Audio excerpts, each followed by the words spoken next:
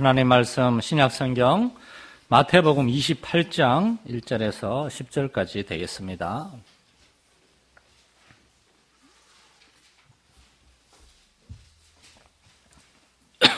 마태복음 28장 1절에서 10절까지 우리 한 절씩 교독하시겠습니다.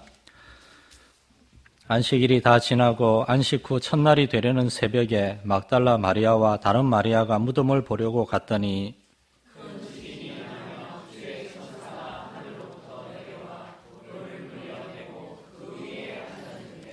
그 형상이 번개 같고 그 옷은 눈같이 희거늘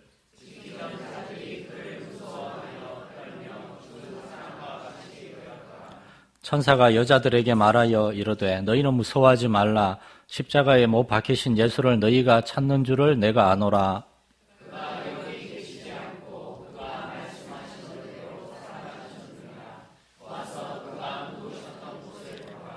또 빨리 가서 그의 제자들에게 이르되 그가 죽은 자 가운데서 살아나셨고 너희보다 먼저 갈릴리로 가시나니 거기서 너희가 배우리라 하라. 보라 내가 너희에게 일렀느니라 하거늘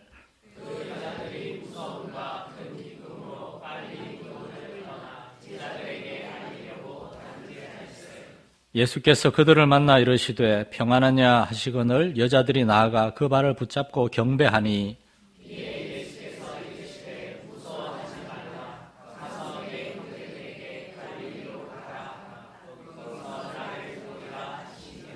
아멘.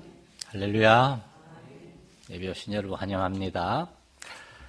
예수님의 제자인 마태는 원래 세리였습니다. 숫자를 계산하고 꼼꼼히 기록하는 것이 그의 직업이었습니다. 그래서 마태가 기록한 마가복음은 예수님의 탄생에서부터 예수님의 죽으심과 부활에 이르기까지 모든 일들을 시간별로 아주 꼼꼼하게 기록해 놨습니다. 신약성경 27권을 이제 신약성경으로 확립한 성경학자들과 목회자들은 사실 제일 먼저 기록된 복음서는 마가복음이고 그리고 이 복음서가 기록되기 훨씬 전에 이미 바울 서신이 많이 나왔음에도 불구하고 신약성경 27권의 순서를 정할 때 마태복음을 제일 앞자리에 놨습니다. 왜냐하면 마태복음이야말로 하나님의 아들 예수님에 대한 이야기를 우리에게 가장 잘 소개하고 있다고 생각했기 때문입니다. 그러나 마태의 기록 중에서 오늘 우리는 예수님의 부활에 대한 기록을 봤습니다. 여기에 참으로 부활에 대한 모든 중요한 이야기들이 다 들어있습니다. 오늘 가장 쉽고 단순하게 마태의 정언을 통해서 부활에 관한 세 가지 사실을 한 20분 정도만 오늘 상고하려고 합니다. 오늘 세례식과 성만찬이 있으니까. 원래 굉장히 많이 준비했는데요. 다 줄인 겁니다. 첫 번째로는 마태는 이 일이 안식 후 첫날 일어났다고 정확하게 기록하고 있습니다. 마태만이 아니라 사실 마태, 마가, 누가, 요한복음의 모든 저자들도 그날을 정확하게 기억하고 있습니다. 예수님은 유대인들의 안식일인 토요일 다음 날 첫째 날인 오늘날 우리가 주일로 지키는 일요일 날 새벽에 부활하셨다고요.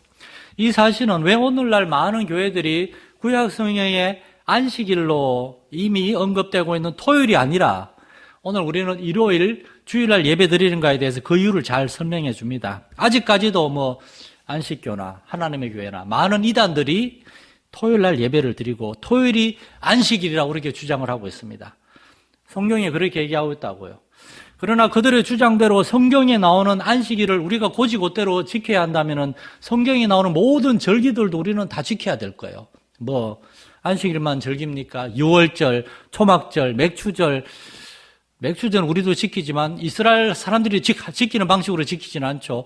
무교절, 오순절 등등 이 많은 절기들을 우리가 반드시 그대로 지켜야 되는 것은 아닙니다. 성경에 나오는 절기들의 목적은 그 절기 때에 하나님 앞에 함께 모여서 하나님이 행하신 많은 은혜와 축복들에 대해서 기억하고 감사하는 예배, 거기에 그 절기의 목적이 있는 겁니다.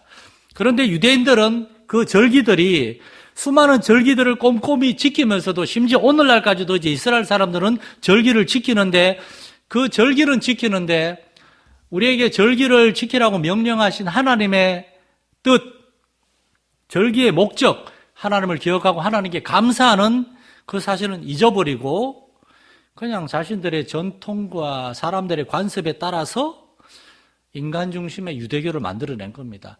절기를 지키는 뜻은 날아가고 절기 지키는 것 자체에만 매달리는 겁니다. 하나님의 아들이신 예수님은 이러한 유대교에 대해서 이렇게 얘기하십니다. 요한복음 2장 19절에 보면 예수께서 대답하여 이르시되 너희가 이 성전을 헐라 내가 사흘 동안에 일으키리라. 성전, 안식일이 바로 유대교의 상징이거든요. 그런데 예수님은 이 성전을 헐라. 실제로 예수님이 그 예언을 하신 이후에 40여 년쯤 지나서 AD 70년에 로마와 이스라엘 전쟁에서 예루살렘 성전은 다 무너지고 말았습니다. 다 약탈당하고 말았어요. 그리고 주님은 십자가의 죽으심과 사흘 동안 무덤에 계셨다가 3일 만에 부활하심으로 새로운 성전인 교회를 세우신 줄 믿으시기 바랍니다. 그래서 오늘날의 성전은 사실은 예수님을 믿고 거듭난 여러분들 한 사람 한 사람이요 우리의 공동체가 바로 성전이고 교회입니다.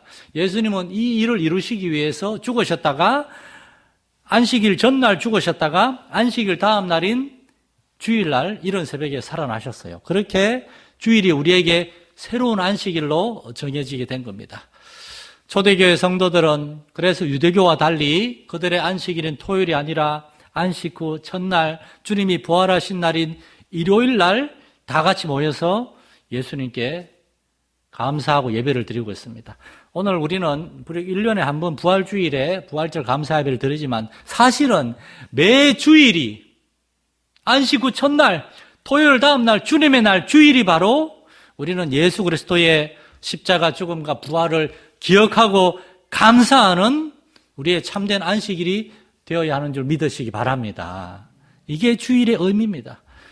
예수님이 우리의 죄값을 다 짊어지고 십자가에 죽으셨다가 우리의 죄 가운데 저주받아 죽으셨다가 우리에게 영원한 생명, 영생, 천국을 우리에게 주시기 위해서 다시 살아나신 것을 기억하고 감사하는 날이 주일 주님의 날인 겁니다. 바로 안식 후 첫날에 예수님이 그렇게 부활하심으로 말미암아 인간의 역사와 바로 여러분 한 사람 한 사람, 우리 한 사람 한 사람의 삶이 완전히 새로워지고 변화된 겁니다. 우리는 새 생명을 얻었고 새로운 삶을 살게 되었고 죽음이 끝이 아니라 죽음 이후에 또한 영원한 삶에 대한 소망을 가지고 살 수 있는데 그 모든 일들이 안식 후 첫날 이른 새벽에 예수님이 부활하심으로 이루어졌다는 겁니다. 사랑하는 성도 여러분, 그러므로 주님의 날을 기억하고 거룩하게 지킬 수 있기를 축원합니다. 이날이 우리 주님이 우리를 위해서 죽으셨다가 부활하신 날이요. 이날에 하나님이 저와 여러분을 위해서 우리의 제 문제들을 해결하기 위해 그 아들을 보내주셨음을 기억하는 날이고 이날에 우리가 하나님의 아들로 인하여 죄에 대해서는 죽고 의에 대해서 다시금 살아난 날임을 우리가 기억하고 하나님을 회개하고 돌이키고 다시금 헌신하고 결단할 수 있기를 소망합니다. 두 번째로 우리는 예수님이 부활하신 주님의 날, 이 안식 후 첫날 예수님이 어떻게 부활하셨는가 그걸 정확히 봐야 됩니다. 마태복음 28장 5절, 오늘 본문 5절에서 이렇게 얘기합니다. 천사가 여자들에게 말하여 이르되 너희는 무서워하지 말라. 십자가에 못 박히신 예수를 너희가 찾는 줄을 내가 아노라. 그가 여기 계시지 않고 그가 말씀하시던 대로 살아나셨느니라. 와서 그가 누우셨던 것을 보라. 마태는 여기 사실 세 가지 얘기를 하고 있는 겁니다. 너희가 아는 것처럼 예수님이 십자가에 못 박혀 죽으셨다. 십자가에 못 박혀서 살아날 수 있는 사람은 없습니다. 사람들이 십자가에 못 박히면 보통 한 3일까지 버티는 사람들이 있대요. 온몸에 물이 다 빠지고 빼짝 말라서 마지막 숨이 끊어지기까지 3일을 버티는 사람도 있고 일주일을 버티는 사람도 있고. 그런데 예수님은 6시간 동안 매달려 계셨다가 죽으셨어요. 로마의 병정이 예수님이 너무 일찍 죽으셔가지고 정말 죽으셨는가 확인하기 위해서 예수님이 옆구리를 창으로 찔렀습니다. 피와 물이 쏟아졌어요. 우리말 성경인 옆구리를 찔렀다고 되어 있는데 헬라 원어를 정확하게 번역하면은 심장을 찔렀다는 겁니다. 죽었는지 살았는지 모르겠는데 혹시나 살아있다면 완전히 죽은 걸 확인하기 위해서 가슴, 심장을 찌른 겁니다. 그래서 로마인들은 확실히 십자가에 달린 죄수가 죽었다는 걸 확인한 다음에 십자가에서 내려요. 예수님은 십자가에서 분명히 죽으셨다는 겁니다. 기절한 것도 아니고 거기에 달린 분이 예수님이 아니라 다른 제자도 아니고 뭐 천사도 아니고 예수님의 형태도 아니고 예수님이 십자가에 못 박혀 죽었다는 것. 그리고 두 번째로 예수님은 무덤에 장사됐다는 것. 여기 무덤에 장사된 거 제자들도 다 봤어요. 여자들도 다 봤어요. 그 다음에 세 번째로 그런데 예수님이 거기에서 살아나셨다는 겁니다. 말씀하신 대로 살아나셨다는 겁니다. 예수님의 죽음과 장사 그걸 다 봤는데 지금 없다는 겁니다. 이 부활에 대한 이야기를 여러분은 정말 믿으십니까? 많은 신자들이 예수님을 믿는다 그러지만 부활의 실제에 대해서 확신을 갖지 못하는 사람들이 너무나 많이 있어요. 여러분도 그렇지만 저도 목회자로서 많은 장례식에 가봤고 사랑하는 부모님이나 가족, 믿음의 형제와 자매들을 먼저 떠나보낸 경험이 있습니다. 그리고 많은 사람들이 슬퍼하고 괴로워하면서 우는 것을 봤습니다. 예수님을 믿어도 우리는 슬퍼하고 괴로워하고 또한 두려움을 갖게 됩니다. 왜냐? 죽음이란 완전한 이별이거든요. 더 이상 그들과 함께 이야기를 나눌 수 없고 그들의 손을 잡고 대화하고 같이 식사하고 차도 마시고 삶을 나눌 수 없습니다. 죽었기 때문입니다. 죽음은 완전히 이별하는 겁니다. 그런데 우리는 죽음 뒤에 무슨 일이 일어날 것인가에 대해서 알지 못하는 세상 사람들과 달리 죽음이 끝이 아니라 죽음 이후에 새로운 삶이 있다는 걸 아는 사람들입니다. 바로 예수님이 십자가에 못 박혀서 완전히 죽었다가 무덤에 장사된 것도 다 봤는데 무덤의 문이 열리고 예수님이 걸어서 나오셨어요. 그걸 통해서 예수님은 사망의 종노릇, 죽음에 대한 두려움과 공포, 죽음이라는 현실 앞에 묶여 있어서 도망가지도 못하고 언제 닥칠지도 모르는 죽음을 기다리며 두려움 속에 살아가는 우리에게 죽음이 끝이 아니라 그 이후에 영원한 생명이 있다는 것을 보여주신 겁니다. 이것을 위해서 예수님은 안식 후 첫날 부활하신 겁니다.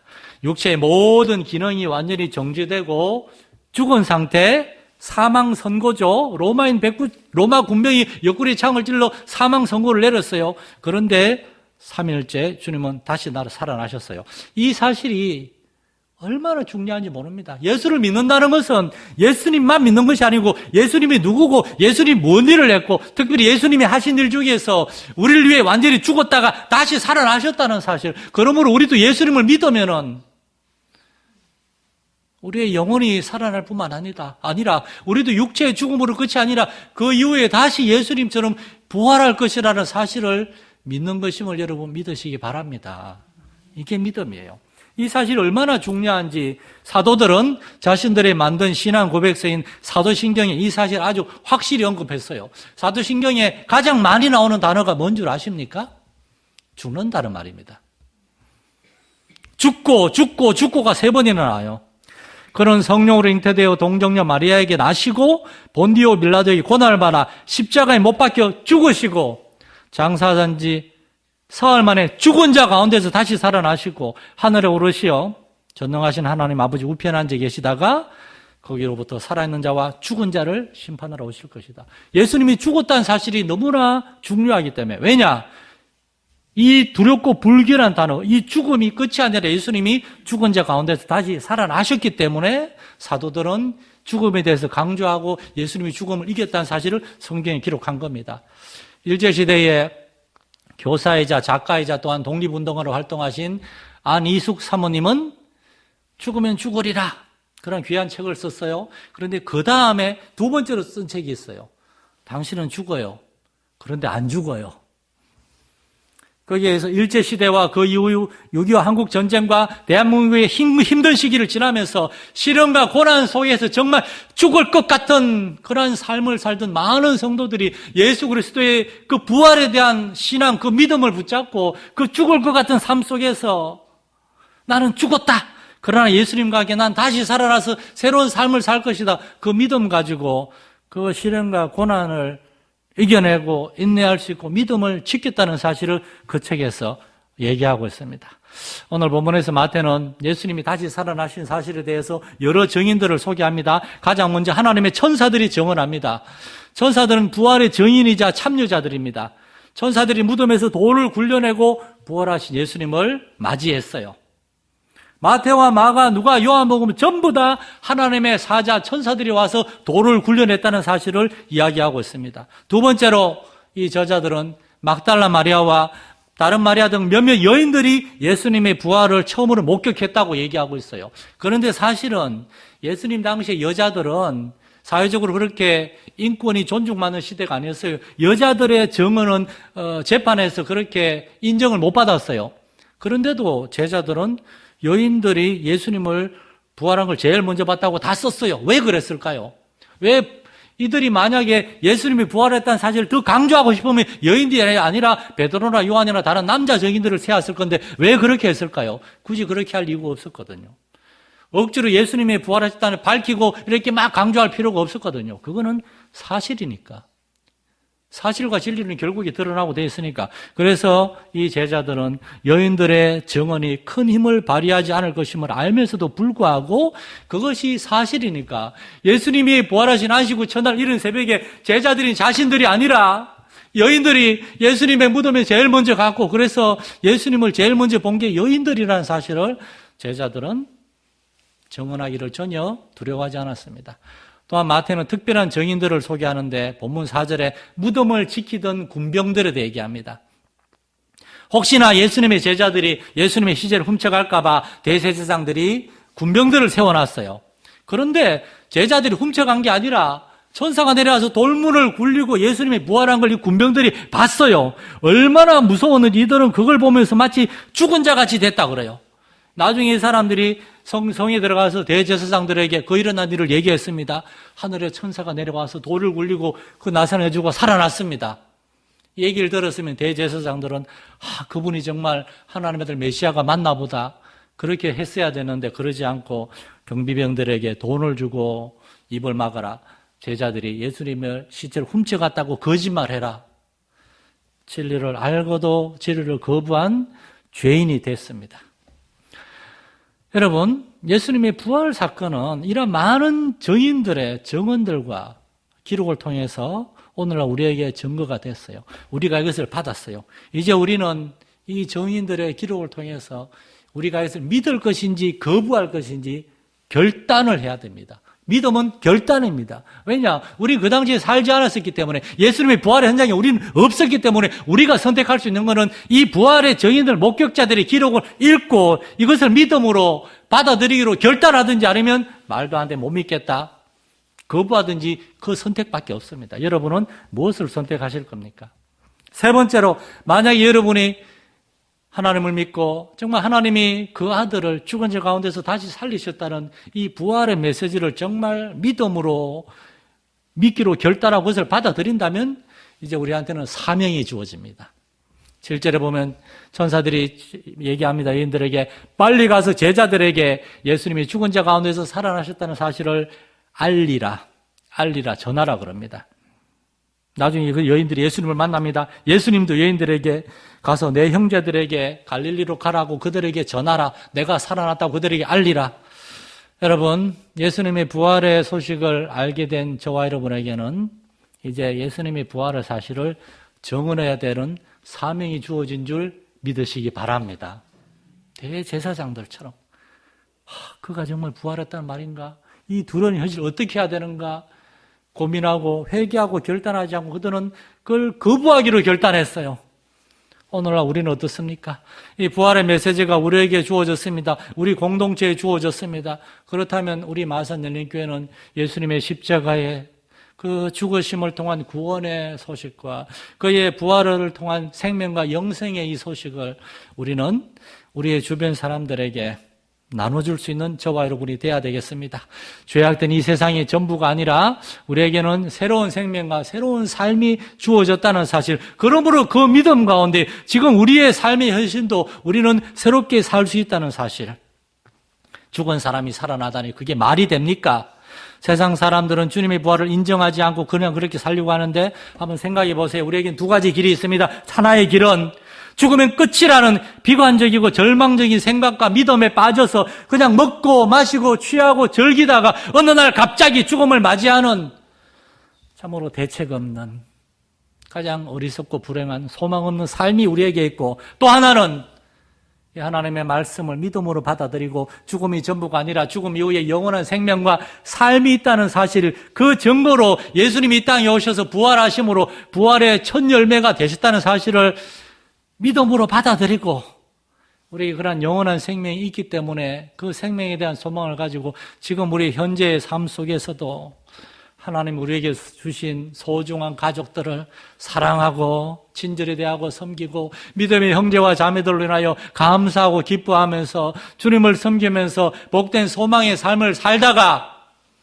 마침내 언젠가 맞이하게 될 육체의 죽음 앞에서도 두려워하고 괴로워할 것이 아니라 많은 믿음의 선조들이 고백했던 것처럼 주님 내가 여기 있습니다.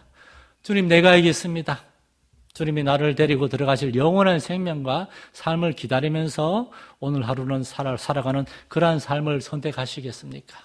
대제사장들이나 그런 불신앙의 사람들이 아니라 이 여인들처럼, 이 제자들처럼 예수 그리스도의 부활의 그 메시지를 믿음으로 받아들이기로 결단하고 예수 안에 있는 생명과 구원의 삶을 살아가는 저와 여러분 될 수 있기를 간절히 축원합니다.